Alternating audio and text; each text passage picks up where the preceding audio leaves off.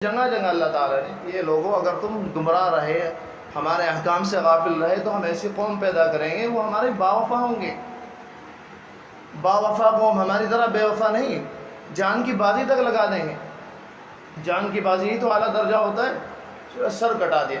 ایک مجاہد جب فیض آباد کے علاقے میں بہت کئی سو سال پہلے جہاد ہو رہا تھا تو وہاں ایک مجاہد باقاعدہ کفن لے کے اللہ تعالیٰ سے کہتے تھے سرے میدان کفن بردارم، یعنی میں کفن لے کر آیا ہوں آپ کے لیے. حضرت شاہ عبد الغنی پھول پوری نے حضرت حکیم اختر صاحب سے فرمایا کہ باقاعدہ اس وقت لوگوں نے سنی اللہ تعالیٰ کی آواز، یعنی غیب کی آواز. فرمایا کہ آ جاؤ آ جاؤ ہم تمہارے لیے تیاریاں کر رہے ہیں. اس طرح کے لوگ تھے.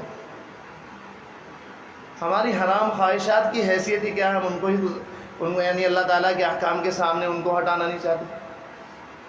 اور پھر وہی محبت کا دعویٰ، ان المحب لو کان حبک صادقا. حضرت رابعہ بصریہ اکثر یہ اشعار پڑھتی تھی اور کسی نے کہا ہے شاید انہیں کے اشعار ہے ولی نعم ما قالت الرابعۃ البصریہ لو کان حبک صادقا لاطعتہ.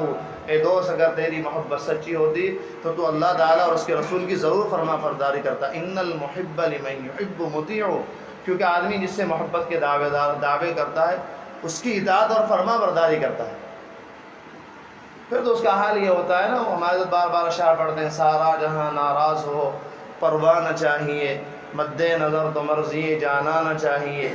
بس اس نظر سے دیکھ کر تو کر یہ فیصلہ کیا کیا تو کرنا چاہیے کیا کیا نہ کرنا چاہیے. عقل کے پجاریوں کی بات یہ سمجھ میں نہیں آئیں گی، ان کا محور ہی عقل ہے. جلال الدین رومی رحمۃ اللہ علیہ فرماتے ہیں آزمودم عقل دور اندیش را. میں نے بہت آزمایا اپنے عقل کو، بہت آزمایا، لیکن میں اللہ کے راستے پہ چل نہ سکا. کبھی عقل کہتی ہے اب دوستوں کا خیال کرنا ضروری ہے، اب رشتہ داروں کا خیال کرنا ضروری ہے. اگر تم 100% صحیح زندگی گزارو گے، کھاؤ گے کیسے، کماؤ گے کیسے، کاروبار میں سچ بولو گے تو کاروبار ٹھپ ہو جائے گا. فرمایا بہت آزمایا لیکن اس نے چلنے ہی نہیں دیا مجھے اللہ کے راستے پر. آزمودم عقل دور اندیش را بعد ازیں دیوانہ سازم خیش را. اس کے بعد میں نے یہ فیصلہ کیا کہ اپنے آپ کو دیوانہ بنانا ہے. اور جب سے میں نے اپنے آپ کو دیوانہ بنایا سارے میرے اللہ تعالیٰ کے سارے احکام آسان ہو گئے. حضرت شاہ عبد الغنی پھول پوری فرمایا کرتے تھے کہ ہمارے حضرت والا حضرت تھانوی رحمۃ اللہ علیہ فرمایا کرتے تھے دو ہی راستے ہیں اللہ تعالیٰ تک پہنچنے کے لیے. ایک کو کہتے ہیں سیر زاہد، خشک زاہد ہے، اس میں نہ اللہ کی محبت ہے نہ اللہ کا تعلق ہے نہ تعلق مع اللہ ہے. اس کی آنکھیں ہر وقت روئیں تو دنیا کے لیے روئیں، لیکن کبھی اس کو توفیق نہیں ہوئی کہ کبھی اللہ کی محبت کے لیے ایک آنسو بھی اس کی آنکھوں سے جھلکا ہو. فرمایا ایک تو یہ ہے زاہد آدمی ہے، یہ باقاعدہ نماز بھی پڑھ رہا ہے، حرام حلال کی پرواہ بھی کر رہا. فرمایا لیکن یہ بہت دیر میں پہنچے گا اللہ تعالیٰ تک، بہت دیر لگ جائے گی. فرمایا ایک ہوتے سیر عاشق، عاشق کی رفتار. فرمایا عاشق کی مثال ایسی ہے، زاہد کی مثال تو ایسی ہے کوئی زمین ہو اور وہاں کوڑا کباڑ ہو جائے. اب آپ اس پہ کچھ بونا چاہ رہے ہیں تو اس کا ایک طریقہ یہ ہے کہ اس کے سارے درختوں کو کاٹ دیجیے، کانٹوں وغیرہ کو سب کو. اب اس میں کتنا وقت لگے گا آپ کو، کاٹتے جائیے کاٹتے جائیے کاٹتے جائیے، کتنا وقت لگے گا. یہ تو ہے ایسے لوگوں کی مثال جو تہجد بھی پڑھتے ہیں اور حرام کام بھی کرتے ہیں، تسبیح بھی پڑھتے ہیں اور فوٹوؤں سے بھی نہیں بچتے، اشراق بھی پڑھتے ہیں اور ٹخنے بھی ڈھانکتے ہیں. ان کی مثال تو ایسی ہے تو بیچارے لگے پڑے ہیں، پتہ نہیں مرنے سے پہلے تک پہنچیں گے بھی نہیں اللہ تعالیٰ تک. لیکن بہرحال غنیمت ہے کہ نماز پڑھ رہے ہیں، بہرحال یہ بھی غنیمت ہے، اللہ تعالیٰ کا بہت بڑا فضل ہے. ایک ہی ہے، ہمارے تھانوی نے فرمایا کہ ایک مثال یہ ہے کہ جو بھی کوڑا گرگٹ ہے، جھاڑ جھنکار ہے، اس پر مٹی کا تیل ڈالو اور اسے آگ لگا دو. فرمایا چند لمحوں میں پوری کی پوری زمین صاف ہو جائے گی. فرمایا یہی عشق کی مثال ہے. اگر اللہ تعالیٰ کی محبت اور عشق دل میں پیدا ہو گیا تو ساری بیماریوں کو جلا کر خاک کر دے گا. غیر اللہ آ نہیں سکتا، حسد پیدا نہیں ہو سکتا، بغض پیدا نہیں ہو سکتا، تکبر نہیں آ سکتا، کینہ نہیں آ سکتا. ساری بیماریوں کو جلا کر خاک کر دے گا. یہ تو جالینوس ہے، ایک افلاطون و جالینوس ہے. ماں عشق تو ہمارا جالینوس اور افلاطون ہے. افلاطون جیسا کہ آج کل یونان کی دوائیں مشہور ہیں، جالینوس مشہور ہے، بڑی طاقتور دوائیں ہوتی ہیں، ان کو حکیم لکھتے ہیں. اسی کو شاعر کہہ رہے ہیں جلال الدین رومی، ایک افلاطون جالینوس ہے. ماں تو ہمارا افلاطون اور جالینوس ہے. اگر اللہ کی محبت دل میں پیدا ہو جائے تو کوئی مقابلہ نہیں کر سکتا. صحابہ کے لیے یہی تو آسان تھا بھائی. صحابہ 10 صحابہ 20 صحابہ، ان کے دلوں میں اللہ کی محبت تھی، اس لیے کوئی طاقت ان کے سامنے ٹھہر نہیں سکتی تھی. حضرت خالد سیف اللہ رضی اللہ تعالیٰ نے فرمایا تھا کہ میں ایسی قوم اپنے ساتھ لایا ہوں جس طرح ایک کافر غیروں تم شراب کو محبوب سمجھتے ہو، اس طرح یہ میں موت کو محبوب سمجھتی ہے. جس طرح تم شراب کے پیالے پیتے ہو نا، ایسی قوم کو اپنے ساتھ لایا ہوں کہ اس طرح یہ موت کو محبوب سمجھتی ہے۔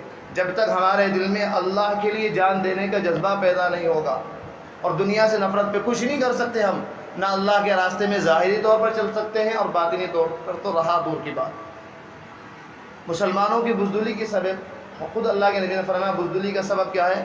حب الدنیا و کراہیت الموت، دنیا کی محبت اور موت سے نفرت۔ اگر آج 70 سال کا بھی بوڑھا ہے نا تو نماز میں بھی اسے دکان کی فکر ہوتی ہے، یہ فکر نہیں ہوتی کہ تفسیر میں آ کے بیٹھ جاؤں، کسی اللہ والے کے پاس بیٹھ جاؤں، تھوڑا سا وقت نکالوں، فوراً بھاگو بھاگو بھاگو، جلدی سے نماز سلام پڑھا، تسبیحات تک نہیں پڑھتے۔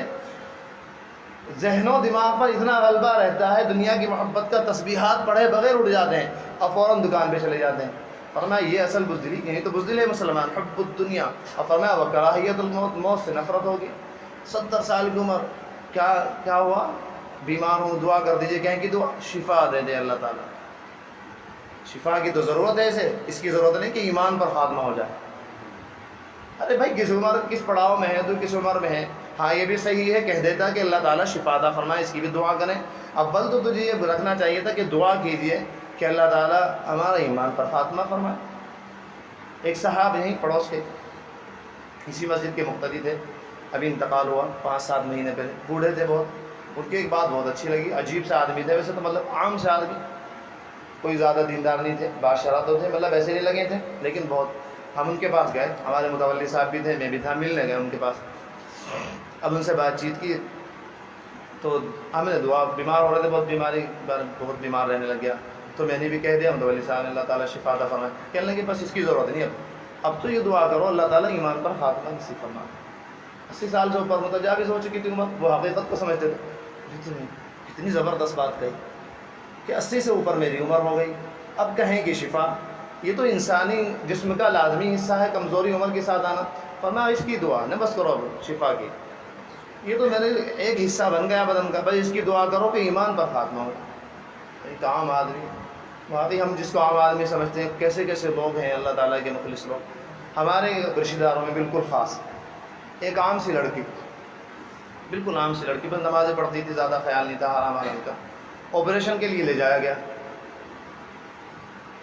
بے ہوشی کی حالت میں، آپریشن بھی ہو گیا، آپریشن سے پہلے بھی بے ہوش، آپریشن کے بعد بھی بے ہوشی کی حالت، نیم بے ہوشی کی حالت، آدھی بے ہوش، مسلسل اس کی زبان پہ جاری تھا، بالکل خاص، یعنی اتنی میری خاص ہے کہ اس سے پردہ بھی نہیں ہے، یا حی یا قیوم برحمتک استغیث، یا حی یا قیوم۔ میری آنکھوں میں آنسو آ گئے، بنے ہم پھرتے ہیں، سوچتے ہم ہیں کہ ہم کچھ ہیں، ہم جس کو عام سی سمجھ رہے تھے، بے ہوشی کی حالت میں یا حی یا قیوم برحمتک استغیث، اے اللہ میں آپ سے آپ کی رحمت کو طلب کرتی ہوں، یا حی یا قیوم برحمتک استغیث۔ میں رونے لگا ہوں اسپتال میں کھڑا۔ خیر اصل بات یہ ہے کہ اگر ہمیں اللہ تعالیٰ کی محبت چاہیے اور اگر ہمیں دین کا کام کرنا ہے، بھائی اللہ تعالیٰ مجھے بھی توفیق دے، بولتا تو رہتا ہوں بہت، ہر ہفتے ہی بولتا ہوں، اصل اللہ کے لیے ہم سب اللہ کے احکام کو پہلے نمبر پر رکھیں، اور اللہ کے احکام حلال و حرام کے تو ہیں ہی، ان پر تو عمل کیے بغیر چارہ ہے ہی نہیں۔ اگر ہمیں اور کامیاب ہونا ہے، حقیقی کامیابی چاہیے، تو نبی اکرم صلی اللہ علیہ وسلم جیسے اپنے حال، اپنے اقوال، اپنے حالات، سب چیزیں بنانی پڑیں گی۔ پھر دیکھیے ہمارے فرمایا کرتے ہیں اللہ والا بن کے دیکھو، تمہاری رفتار میں اللہ ہوگا، تمہاری گفتار میں اللہ ہوگا، تمہارے اٹھنے میں اللہ ہوگا، تمہارے بیٹھنے میں اللہ ہوگا، تمہارے چلنے میں اللہ ہوگا، جدھر کو جاؤ گے اللہ کا نور بکھیرتے جاؤ۔ یہ مجلسیں ہوتی ہیں بس یہاں احساس ہو جاتا ہے، اتنا تو احساس ہمیں بھی ہے کہ ہمارے پاس جو سرمایہ ہونا چاہیے محبت کا وہ نہیں ہے، یہ احساس بھی بہت بڑی نعمت ہے۔ دن رات شب و روز سے آگے نہیں گئے، ہم بھی تیرے خیال سے آگے نہیں گئے، مخلوق نے تجھ سے مانگا ہر روز کچھ نیا، ایک ہم ہیں کہ تیرے سوال سے آگے نہیں گئے۔ اور حضرت طائب صاحب ہمارے حضرت کے خلیفہ ہیں، بڑے درد بھرے اشعار پڑھتے ہیں، اپنے یہ اشعار، ایک جملہ یاد آیا ان کا، اللہ کی محبت میں فرماتے ہیں، بن دیکھے عاشقی کا مزہ ہم سے پوچھے۔